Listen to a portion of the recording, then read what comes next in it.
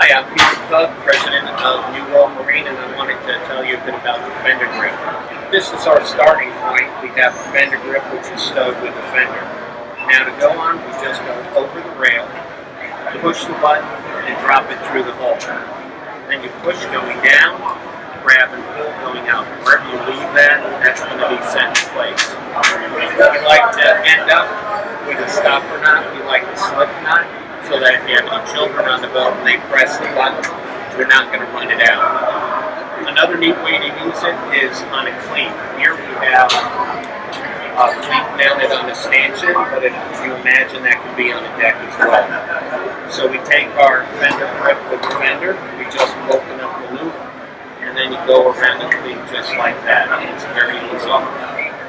With a larger cleat, you can also put on a dock line first, and then add your Fendergrip over it so you can double up on the cleat. Here we have two Fendergrips with a hole through the middle fender.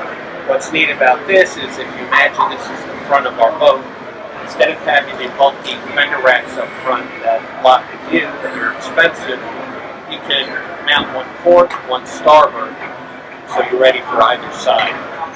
So when we come in, all your first mate has to do is deploy the fender going down. That's for a piling. And then if you're docking or rafting, you can let the other side out and you can go straight up and down.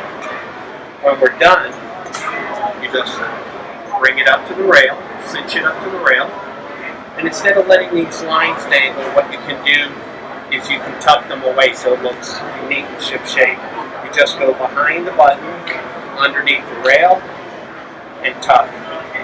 Behind the button, underneath the rail, and tuck. And if you want, you can also push your knots through to the other side. And that way they'll stay there until you're ready next time. Thanks for watching, and we hope to see you out in the water.